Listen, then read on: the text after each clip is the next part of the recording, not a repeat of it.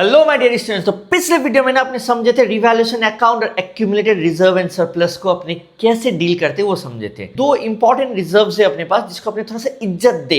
एक है workman compensation reserve, एक डेडिकेटेड वीडियो अभी। उसके बाद नेक्स्ट वीडियो में एक इन्वेस्टमेंट फ्लक्चुएशन रिजर्व जिसके लिए अपने एक डेडिकेटेड वीडियो रखने वाले हैं। नाउ वर्कमैन कंपेंसेशन रिजर्व में एक अलग अलग सिनेरियोज हो सकते हैं क्योंकि एक फ्री रिजर्व नहीं है, सिर्फ फ्री रिजर्व अपने समझ से सर जो फ्री रिजर्व होता है ना वो पुराने पार्टनर्स के बीच में बांट देना चाहिए। लेकिन यदि कुछ स्पेसिफिक रिजर्व है, मतलब जिसका कुछ पर्पस है, जिसका कुछ काम है, तो उस रिजर्व को ना अपने पार्टनर्स के बीच में नहीं बांट सकते। उसका काम है, उसका पर्पस है। सर आप थोड़ा आसान भाषा में समझाओ तो ठीक है। अपने शुरू करते हैं आसान भाषा में एक लेमैन अंडरस्टैंडिंग के साथ, फिर अपने उसको रिलेट करेंगे वर्कमैन कंपेंसेशन रिजर्व के साथ। एक फैमिली में ना एक एल्डर ब्रदर है जो पैसा कमाता है। तो एक यूजुअली एक मिडिल क्लास फैमिली बोले, कोई भी फैमिली बोलो, हम लोग क्या करते हैं, सेविंग्स करते हैं क्योंकि हम लोग डरते हैं फ्यूचर में कुछ इधर उधर ना हो जाए। और यदि मेरे को मालूम है फ्यूचर में कुछ खर्चा होने वाला है तो उसके लिए भी हम एक प्री डिटरमाइंड एक क्या कर लेते हैं, एक रिजर्व क्रिएट कर लेते हैं। जैसे हम लोग को मालूम है ना पानी शायद खत्म हो सकता है तो हम लोग क्या करते हैं, पानी को ऊपर टैंकी में चढ़ा के रखते हैं। तो जब जब हमको दरकार पड़ेगा नल खोलेंगे पानी आ जाएगा, तो रिजर्व में वाटर रिजर्व करके रख देते हैं। सिमिलरली हम लोग पैसा को भी अलग अलग तरीक़ा से रिजर्व में रख देते हैं। ठीक है, सेविंग करना।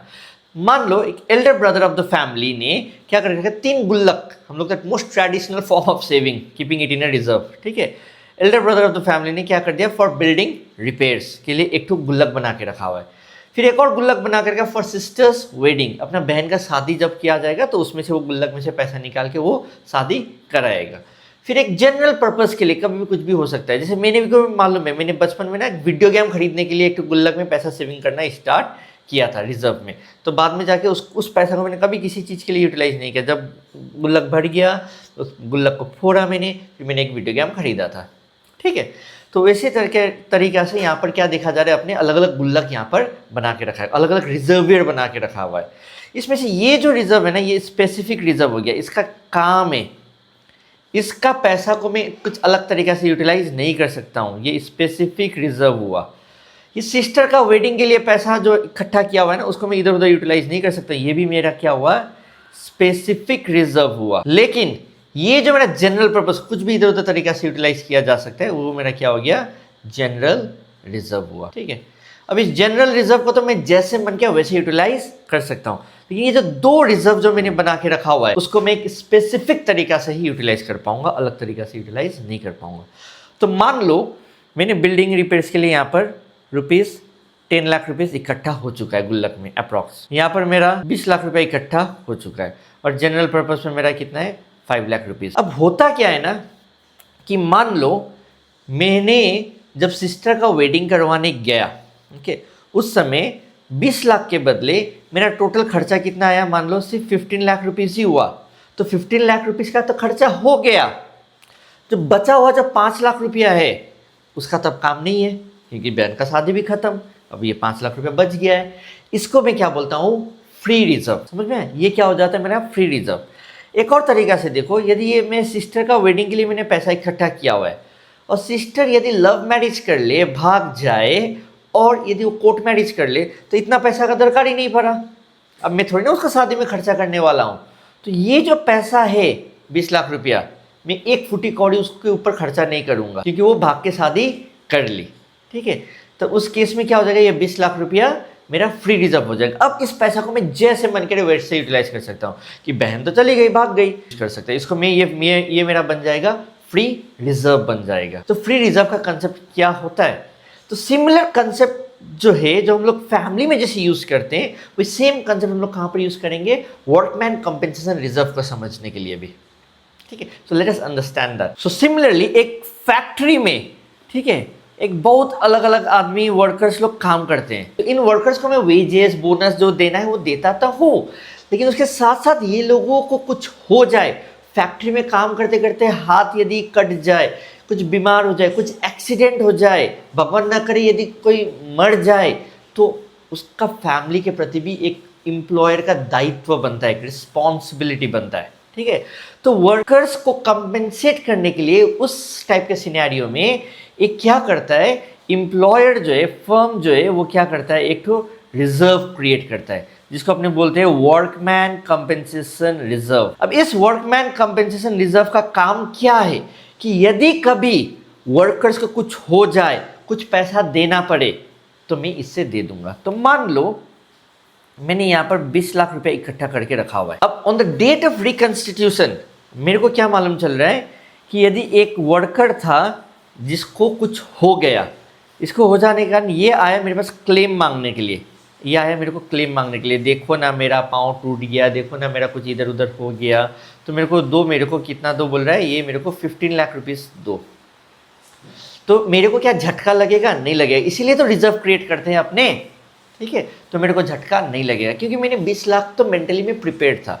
अब इस 20 लाख में से मैं क्या करूँगा, 15 लाख रुपये यदि मैं दे दूँ तो ये मेरा 5 लाख रुपीस जो है ये मेरा क्या बन जाता है, फ्री रिजर्व। अब इसको मैं जैसे मन करे वैसे यूटिलाइज कर सकता हूँ। Are you getting it? ये होता है फ्री रिजर्व का कंसेप्ट। यदि ऐसा ही सिनेरियो में एक और देखो कि 1 रुपया का भी यदि क्लेम नहीं आता है, एक वर्कर को भी कुछ नहीं होता है, अच्छी बात है, मैं मेंटली प्रिपेयर था 20 लाख के लिए, लेकिन क्लेम आया नहीं, तो सारा का सारा पैसा मेरा क्या बन जाता है, फ्री रिजर्व बन जाता है। और फ्री रिजर्व को अपने क्या करते हैं, ओल्ड पार्टनर्स में ओल्ड रेशियो में बांट देते हैं। तो ऐसे करके यदि 20 लाख से ज्यादा का क्लेम आ गया तो क्या हो जाएगा, यदि 30 लाख का क्लेम आ गया तो 20 लाख के लिए तो मैं मेंटली प्रिपेयर्ड हूं, 10 लाख रुपया मेरे क्या कर दूंगा, रिवैल्यूएशन अकाउंट में लिख दूंगा, ठीक है। तो ऐसे करके 3-4 सिनेरियोस हो सकते हैं जिसको मैं अलग से समझा देता हूं आपको, और अच्छे से आप इसको दिमाग में फिक्स कर लो, क्योंकि यहाँ से जर्नल एंट्री पूछता है और कभी कभी बड़े क्वेश्चंस में भी छोटे से पार्ट टाइप के भी दिखते हैं, ठीक है। तो मैं आपको जो अलग अलग सिनेरियोस हो सकता है उसके साथ डील करता हूँ with the numbers, and then एक छोटा सा क्वेश्चन भी करेंगे, लेकिन आपको ये समझ में आएगा कि वर्कमैन कंपेंसेशन रिजर्व होता क्या है। So workman compensation reserve is created to meet the claim arising because of some mishap occurring in the organization to the workers, ठीक है। So this reserve is not fully reserve, ये fully free reserve नहीं है। यदि claim आ गया तो, ठीक है, तो उसमें मेरे को देखना पड़ता है, if there is any claim it has to be met through this reserve and if no claim then it can be treated as free reserve, यदि क्लेम नहीं है तभी, and distributed among the old partners in old ratio, तब ये बन जाएगा free reserve, और जैसे अपने पिछले वीडियो में समझे थे उस हिसाब से बांट देंगे। सो हम लोग इसको अलग अलग सिनेरियो देके समझते हैं जर्नल एंट्री के हिसाब से। सो देयर आर 2 पार्टनर्स, मान लो ए है और बी है, और प्रॉफिट शेयरिंग रेशियो ये लोगों का कितना है, 1:1 है। काफ़ी ईजी रखने का ट्राई किया मैंने। वर्कमैन कंपेंसेशन रिजर्व, ये लोग 1 लाख रुपया अभी तक रिजर्व में इकट्ठा करके रखा हुआ है। वेरी गुड, करना चाहिए, हर फर्म को करना चाहिए वर्कर्स के लिए। ये दर्शाता है कि वो लोग वर्कर्स के लिए थोड़ा सा डेडिकेटेड भी है, ठीक है। अब क्या हुआ, केस 1, क्लेम आया 1 लाख रुपया का, 1 लाख रुपया का मेरा रिजर्व था, 1 लाख रुपया का ही क्लेम आ गया, तो मेरा रिवैल्यूएशन में कुछ फर्क नहीं पड़ेगा क्योंकि आई वॉज मेंटली प्रिपेयर्ड। मेरा लाइबिलिटी बढ़ा नहीं, लाइबिलिटी बढ़ा लेकिन वो लाइबिलिटी मेरा रिजर्व से मैं एडजस्ट कर दूंगा, रिवैल्यूएशन से करने का दरकार नहीं है।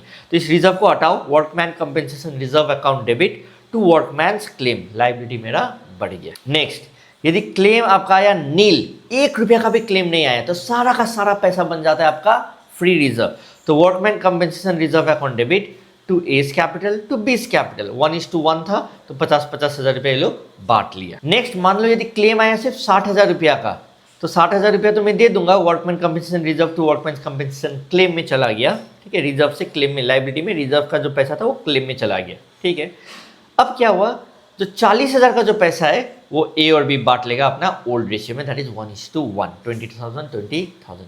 केस 4, तो यदि ये से ज़्यादा का क्लेम आ गया तो 1,80,000 का क्लेम आ गया तो तब क्या हो जाएगा, रिजर्व जो है आपका 1 लाख के लिए तो आप यूज़ कर लोगे, लेकिन बाकी का 80,000 आप रिवैल्यूएशन अकाउंट से यूज़ करोगे। फायदा या नुकसान, ऑब्वियसली नुकसान होने से रिवैल्यूएशन अकाउंट डेबिट, तो revaluation account debit to workman's compensation claim 80,000। तो ये चारों सिनेरियो हम लोगों ने डिस्कस कर लिया। So let us see the question. A, B and C are partners sharing profits and losses in the ratio of 2:2:1, ठीक है।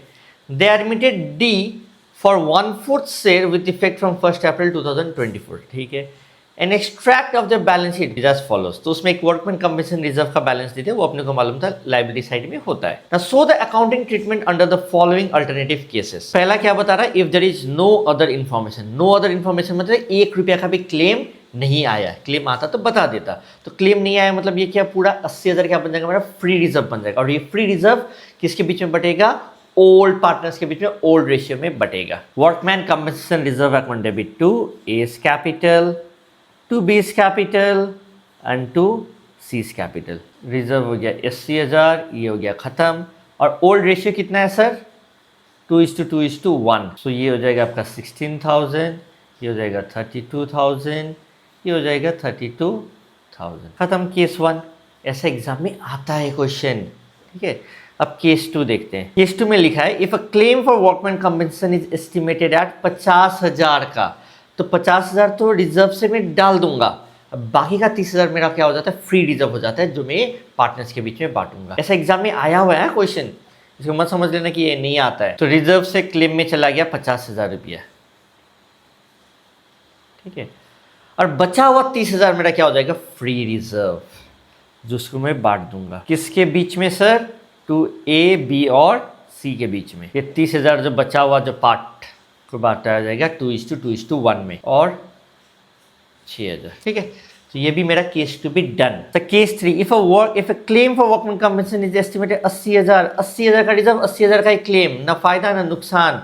मैं मेंटली 80,000 के लिए प्रिपेयर था, 80,000 का क्लेम आ गया। 2 वर्कमैन कंपनसेशन क्लेम। तो यहाँ पर तो कुछ फ्री रिजर्व हुआ नहीं, तो यहाँ पर को पार्टनर्स को कुछ भी नहीं मिलेगा। अब नेक्स्ट केस 4 देखते हैं। If a claim for workman compensation is estimated 1 lakh, reserve था 20,000, क्लेम आ गया 1 लाख का, एडिशनल 20,000 का मेरे को क्या है, झटका लगा है, जो रिवैल्यूएशन अकाउंट में जाएगा। तो रिजर्व में तो मेरे पास 80,000 था सर, और क्लेम कितना का आ गया, 1 लाख का। तो यहाँ पर 20,000 का क्या हो जाएगा, मेरे को जो झटका लगा है वो कहाँ पर जाएगा, रिवैल्यूएशन में जाएगा, रिवैल्यूएशन अकाउंट डेबिट, ठीक है। आप चाहो तो अलग अलग भी कर सकते थे, reserve to workman compensation 80/80, revaluation to workman compensation claim 2020 में मैंने कंपाउंड एंट्री पास कर दिया। तो यहाँ पर भी कुछ फ्री रिजर्व बचाने की, जो कि मैं किसको दे दूँ, पार्टनर्स को दे दूँ, ठीक है। तो चारों केस कर लिए अपने, ओके। तो यही होता है, एग्जाम में आ जाता है। यहाँ पर दे एडमिटेड D147 विद इफेक्ट, ये सब कुछ कंफ्यूज करने के लिए दिया था, उसका कोई टेंशन वाली बात नहीं है। तो आपको एक लेमैन अंडरस्टैंडिंग से समझ में आया कि स्पेसिफिक रिजर्व, फ्री रिजर्व का क्या कहानी है, वर्कमैन के केस में क्या स्टोरी रहता है, and then you also understood with various cases, and then we also did one question, and ये तो DK गोयल का क्वेश्चन था। तो आई होप आपको समझ में आ गया। So bye bye, take care, see you, and the next class will be doing investment fluctuation reserve.